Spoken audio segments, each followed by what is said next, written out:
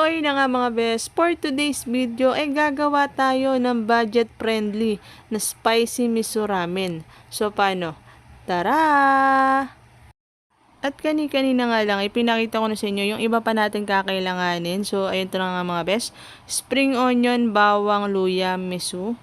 Tapos yung ating chili powder, sesame oil at yung instant noodles natin best, syempre, at saka yung itlog. At mag-add ka na rin ng paminta bes. Sobrang kakailanganin natin yan. At yun na nga, sa part na to, tinatanggal ko na yung flavor ng ating instant noodles. Kasi gagamitin din natin yung pampalasa sa ating ramen. So yun na nga mga bes, after nga natin tanggalin yung flavor ng ating instant noodles, ay nagpapakulo na ako ng tubig bes na may 5 kutsarang miso.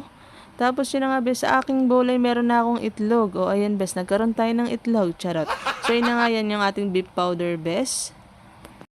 Next natin, chili powder. Asukal. Paminta. Uy, aminin mo na. Charot. At syempre, ang ating sesame oil. Importante yan bes. Parang ikaw. At syempre yung ating bawang bes at luya. Nasa sayo bes kung gaano kadami yung gusto mo. Pero sa akin mas okay pag maraming bawang at luya. At yun na nga bes, hahaluin na natin ito. Ayan, wag yung sobrang halong mabula na bes. Yung sakto lang na matunaw sila. Ayan. So yan, dapat ganito siya bes. At chinek ko na nga yung ating pinakuloang miso. Ayan.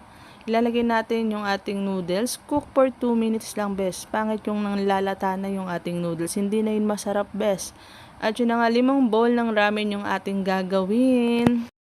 At yun na nga bes, bago ko lagyan ng konting sabaw, hinalo-halo ko muna. Ayan, konting sabaw muna bes para hindi siya nabibigla. Kasi pag nabigla ito bes, pala desisyon tayo, mamumuo yung itlog na nilagay natin kanina. Hindi na siya mukhang ramen. Charot. So yun na nga bes, nasa sayo kung gaano kadaming noodles yung gusto mo. Tingnan mo naman yung noodles natin. Talaga naman bes, hindi siya lata. Sakto lang yung 2 minutes na luto ng noodles bes. At ang pampasarap pang isa bes, ang spring onion. At hindi ko nasabi kanina bes, naglaga pala kami ng itlog bes. Doon muna tayo sa mura lang bes. Ayan. At kung nakukulangan ka sa anghang bes, kung kayo may chili oil, ay mas lalong goods na goods yun bes. Dapat lumilipad ka sa anghang bes. At dahil tikiman portion na bes, so paano? Tara na, lafang!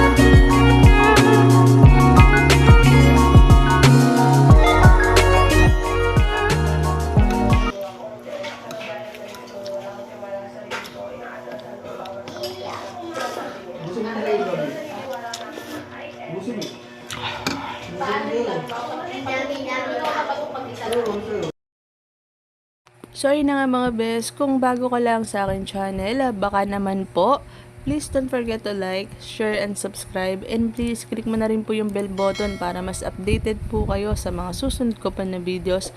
At kung nagustuhan nyo nga po yung aking video, baka naman po mag-leave na rin po kayo ng comment. At kung may katanungan din po kayo mga best, libreng-libre lang po yan mga best. At yun na nga po, sa mga patuloy pa rin at nandyan pa rin simula nung umpisa, maraming salamat po sa inyong suporta. At yun na nga mga best, again and again, see you on my next vlog. God bless you all!